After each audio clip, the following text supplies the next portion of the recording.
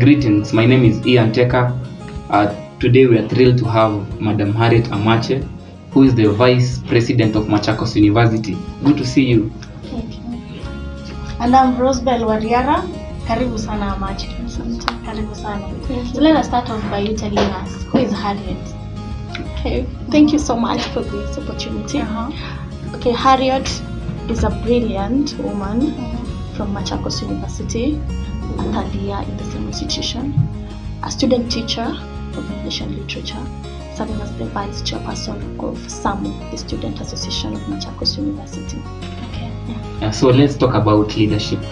From the moment you joined campus, what really prompted you to join leadership? Was it because you wanted a position of power, or you actually had an agenda for the students? Okay, for leadership part, I joined the university back in 2021. So during that time, we had just transited from Corona period. So we are the COVID-19 victims.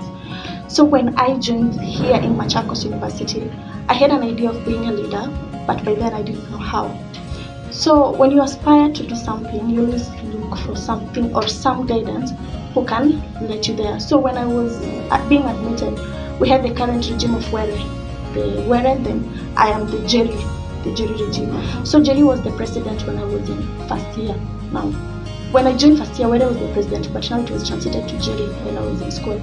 So 2.2. So when I was during Jerry's leadership, actually, that time we were still new and people could come to us. You know how delegates usually look for votes everywhere. So delegates will come to us, convince us why we should vote for them. But then I didn't know how the systems in the university ran. But actually from even my childhood, I have always aspired to be a leader. So during that time, we were approached by different leaders. I'm from the School of Education, so most people who approached me were from the same school. So I could hear whatever they are saying to me, whatever the agenda was, and I was like, one day I want to be here. Actually, I want to represent this because they could come with complaints. This has not been happening. We want to do this. There was just one person missing who can do that. And by then I was not eligible because I had not built my grassroots foundation by then. So I look forward like one day I'll be here. Okay, so tell us why did you go for vice presidency, not the presidency seat? Okay, I want to be the president actually. Okay. Yeah. But for you to be the president, you have to have another one, the opposite, our constitution. We are guided by the same constitution. Yes. Yeah, you have to go for the opposite gender. And by then, the vice and the president has almost the same role, the incorporation. And when, I'm a starter, I have never been in some politics before. I have indirectly participated. But when we have someone who has been active, at least who has been there. So when there was yoga and I could look for all the presidential aspirants, there were a lot of them. So I imagined myself as a lady first, being there competing with these men who already have an experience before. So I have to accept. Maybe I could have given it a try, but I only have one bullet. I'm in third year. So chances of me getting the president seat was not going to be smooth. So I rather choose to be the vice because I can still act as the president in his absentia. Okay. So that's why I still feel like a president. I already achieved whatever I wanted after all. So have you been in any leadership position before in the university? In the university, no, but outside the university, yes. Okay. What criteria of how are you chosen to be the vice? Is it through a vote? Is it through application? Why Harriet? No, we don't apply for this. Leadership is something in which you have to. So you sent yourself? Yeah, you sent yourself. You go there, I can do this, convince them. Approached you? Yeah, I approached you. And the panel was there. He has a very good panel. I came with a friend, he's one of the panel. So I approached them, I convinced them I should vice. Okay. So what kind of a vice president are you? What qualities do you have that makes you qualify for that seat? Okay. First of all, I'm a transparent person. Okay. And I always strive for what I want. That's why I wanted this and I'm here today. We'll be getting interviewed here. And I also go for what I like, and I like service delivery. So the students are safe first in my hands because I focus on delivering the service for them. So and I like collaboration. That's why I have to be in this position so as I'm collaborating with someone. I'm not going. You like working in a team. Working as a team. So that's why I have yoga. So whatever he has, I must be included. We are one. That's why I didn't buy as a vice by myself, and he was the president. That's why we were together. His name was on the ballot, and the moment he was announced, it was an automatic win. So for you, it was more of something inside. Yeah, it was more of something inside. I really wanted to lead people. Okay. Yeah. So it was International Women's Day. Yeah. Now you being a lady, you're a vice chair in SAMU. Okay. Give the ladies award, especially those in leadership or those who aspire to be leaders. To be leaders, I could tell them the leadership is for all. Whatever men are doing here, women are even doing it greater. As long as you trust in yourself. I'll tell all the ladies that want to be leaders in future, trust in yourself and believe that you can. I believe that I can, and here I am today. Okay, so how are you managing your limelight? In terms of? Right now you're a public figure. Yeah. Yes. How are you managing that? The pressure all around. The pressure all around. Before you come for something, before I came to vie for this, I was set. And I knew the repercussions. I was aware that being in this position. You were set. Yeah, I was set. Oh, yeah. I'm not sent. Okay. Yeah, I was set. And I knew this position requires a lot. So the pressure, I came knowing that the pressure will still have to be there. Especially during the campaigns. Yeah, especially during the campaigns, even How after. Did you manage it? The campaigns? Yeah. Okay. But being a lady. You're vulnerable. Yeah. And working with the men. Yeah. Most Working of with them. Men. Yeah. So one thing I like and how I managed, I can tell you for sure, the team that I was working with, they really gave me a small time. And that's why I had not to I didn't struggle that much on the campaigns. I told you before, working as a team has been my aim all through. Yeah. So working with these people together, it gave me a smooth time. Because they could include me in everything. You know, when you're left out is when you come to struggle and being left out. I have to handle my issues differently. But now you're working together. And of course you have to come up as a public. Yeah, you have to. That it's a team. Yeah, it's a team working. That's why on the rallies you saw me, I was always there. Meeting everyone and looking for what I was always there. So that's why pressure is there. Students, you're getting pressure from students. Before and after elections, we expect pressure. Before elections, you know how that you strive, you want to win. You really work. You really have to work towards winning. After that, students need to work. You know, people are different. They expect the moment you're in office, now you're working. You start working. Okay. So I'm still balancing, and I have academics to balance. So the pressure is balance. I balance. I follow. Okay, my core business in this school is academic. So politics is just like a co-curricular activity. Okay. I have to focus on what brought me here first. So that's why we have a timetable. I have to strictly follow my timetable before I attend to students' issues. Okay, the matters come at hand, but we have to balance. At the end of the day, I need a certificate as the vice president, but I need my degree. So you are awarded a certificate after the competition? Yeah, sure. So holding this platform as a leader, as a woman leader, how do you intend to change the narrative of women in leadership? Changing the narrative of women in leadership. Yes. Okay. Looking at that women in leadership is somehow inferior.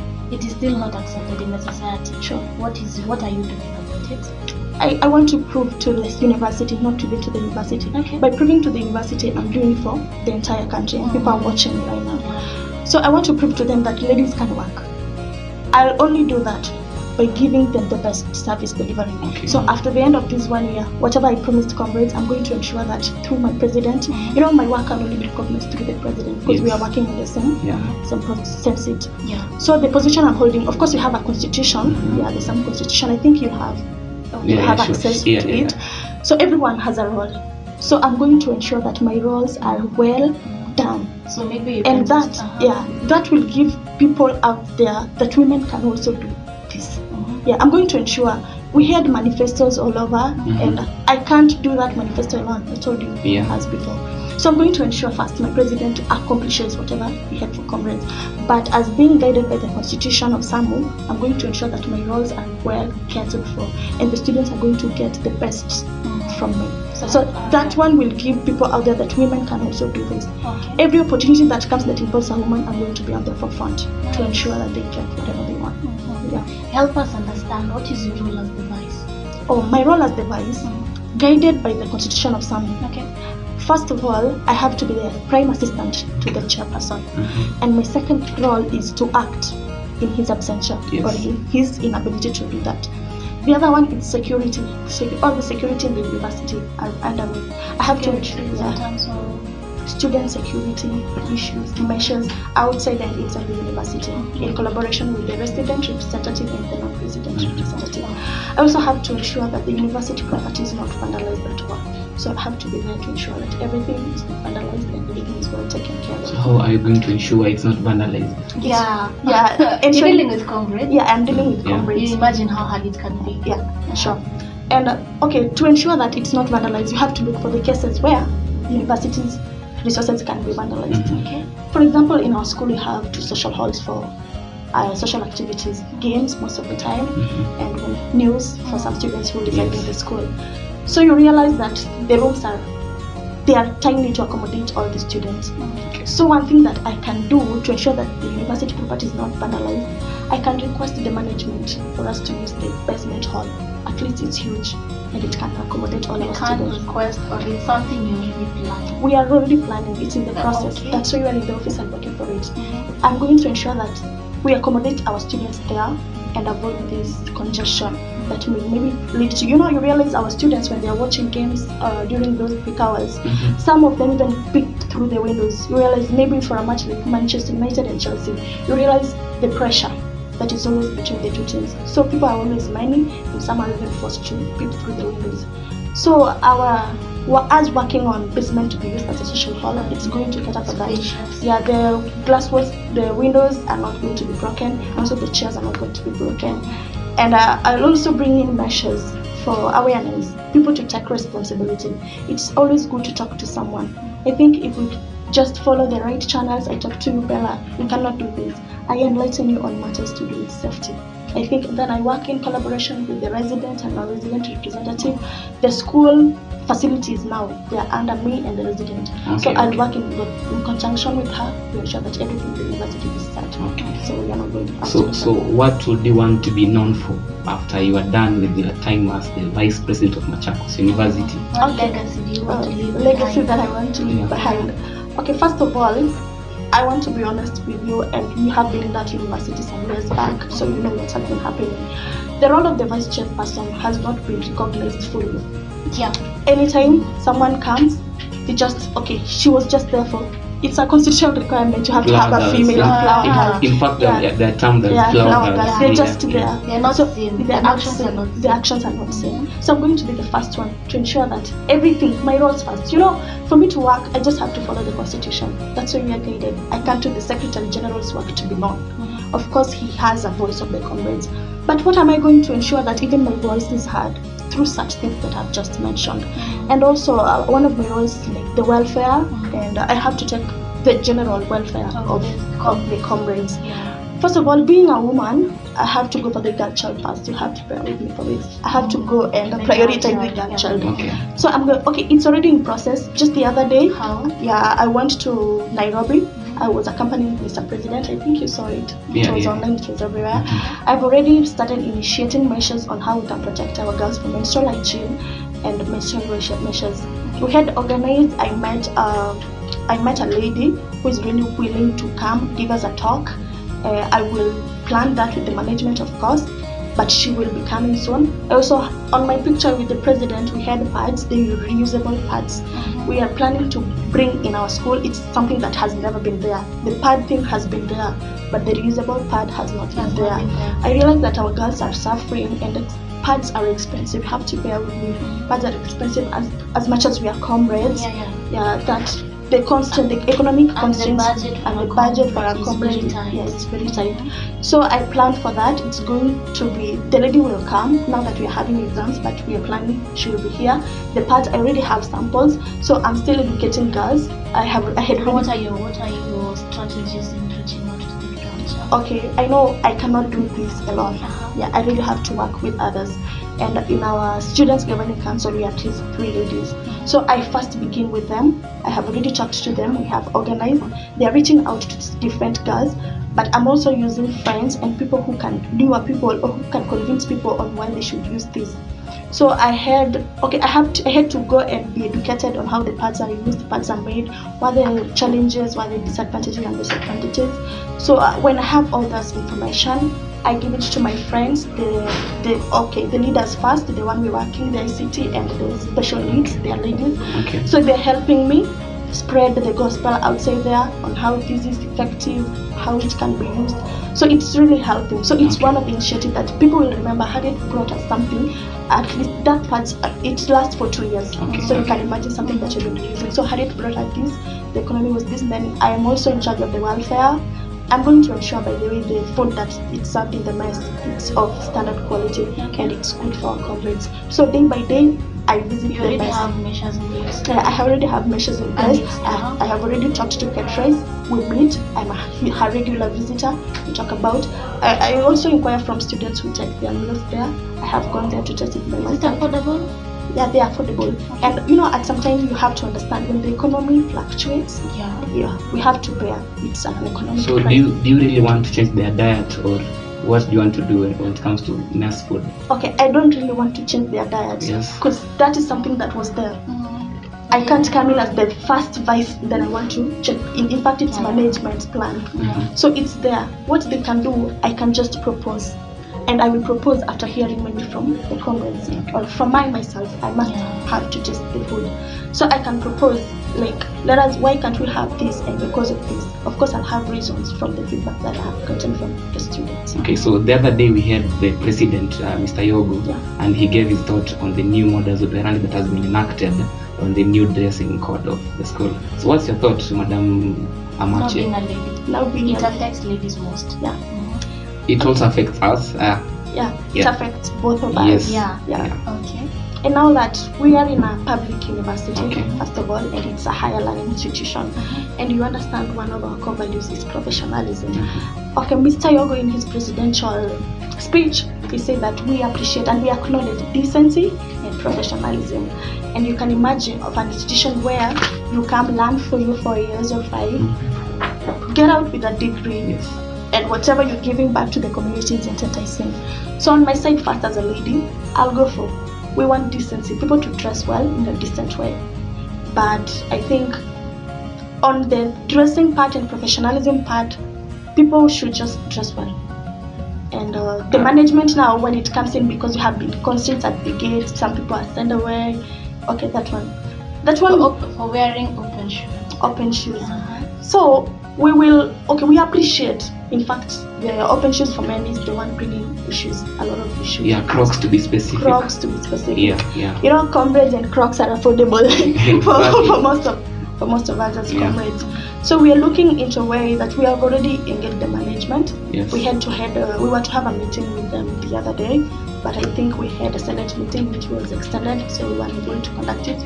But we requested for them, we have to speak to them what our comrades are really suffering from. And we have had complaints that I can't afford shoes, and someone comes with a case, this is a genuine case that they cannot really afford this. So what we can do, we cannot, we are still students, we can't purchase shoes for everyone in school. But what we can do, we can take, we also observe protocols, how things are done. We go step by step, we reach out to the dean's office first, we moved our agendas, then the management promised to have a talk with us, and we're going to do that, I think, most probably next week, because this week was tight and we didn't have due to the Senate extension time. So next week we're going to have it, and we're going to air that, like our students are supposed to have this. What should we expect after the talks? Of course, we are there to represent you. And we have your interests, and whatever you want us to do for you, we are your student leaders. So you expect us to come out with at least a comprehensive report from whatever we will discuss that will favor all of you. But we can't promise that it will favor you completely, because we also want people to dress well. So about decency, we will do something, but we can't promise that we will bring back the previous mode of dressing. Okay. So, Madam Harriet, who inspires you? Politically. Yeah, politically. Even as a person? Nationally. Let's start with nationally. Nationally. Yes. I'm being inspired by Shabesh, the former women rep in Nairobi. Okay. Yeah. What exactly about Shabesh? Shabesh was a strong lady. You remember the scenario where she was slapped? That is what I wanted to add. Yeah. Her confidence. Actually. That keeps me going. Confidence is key. As much as you're a leader, competitive. So Shepesh is actually my role model. After everything was done, she still came up for herself and she just got what she wanted. So nationally, it's Shepesh. So recently we have seen comrades are really suffering from mental health. Yeah, sure. What are you doing about it, considering the tight budget, the pressure on them? So you as a SAMU office, we're looking up to you. What are you really doing about it to make sure that our comrades are fit in their minds, they're thinking straight even for academics? Okay, mental health has been a problem, especially in our university. Even just the day we were sworn in, before even we were sworn in, we have had cases. I personally witnessed one in Machakos level 5 where I was called upon to go and see a student who had gone, I think, insane or something. He was not just in his right state of mind. And when we follow up in the history, knowledge, and background information, we realize that this boy, he was from the School of Health Sciences. So this boy has been consuming drugs, he has been abusing them, let's say. So it is a case that has been going on, maybe some people never knew, you know. So whatever we are going to do to ensure that people are in the right state of mind, and you just real hard that the other day we lost a student. It's unfortunate that it was a suicidal case. Yeah. So you never know what pushes someone to commit suicide. People have a lot of issues with their mind. And as a comrade, as much as by the fact that you are a comrade, you already know what you go through. So as a leader, or as student leader, and as the SAMU body part of it, we are going to ensure that we have this program. Let people know. You know, it's always good to prevent a problem before the problem comes. So we are planning on having the Mental Health Awareness Day, so that where we include everyone, we call everyone to come, we enlighten them on these issues. We tell them life is hard. Everyone knows that. The economy is not really on everyone's side. How can we cope up this? We are going to enlighten them about maybe when we were joining early January, we had a case of maybe someone who was killed in Catalonia. We want to enlighten them, to tell them these things are there, but how are we handling them? What can we do? How are we doing these things? If they are really there, we have to live by the reality. We can't escape reality. So the only way we can do this is by creating awareness. And through creating awareness, we're going to organize for Mental Health Day, of which I am, by the way, it's under me and the president. So we are really going to work through it by organizing for such events that involve the comrades. So we're going to be giving them, in fact, at least per semester we have it twice, because this is a life continuous. So you can tell the comrades of Machakos University something, if it's an advice or something, and again talk to all the comrades in Kenya. For the comrades of Machakos University, I can tell them that mental health is very key for us to live. And as much as we are comrades and we realize everything that we have right now, everything can't go the way we expect. But how we take things matters a lot. People have challenges. We as comrades of Machakos University, we have challenges. But how are we tackling our challenges? How are we countering whatever problems we are having? So I will advise them, one, if you have a very critical thing that will lead you to commit maybe suicide, we have the guiding and counseling offices in our school. Please reach out. If not, you have very close friends who you can talk to. Open up to them. If you don't have that confidence to go to the GNC, they'll reach to some of our student leaders, and we are always there to guide and direct. And for the entire students of the countrywide, take care of yourself, and security is paramount, and it's a personal responsibility.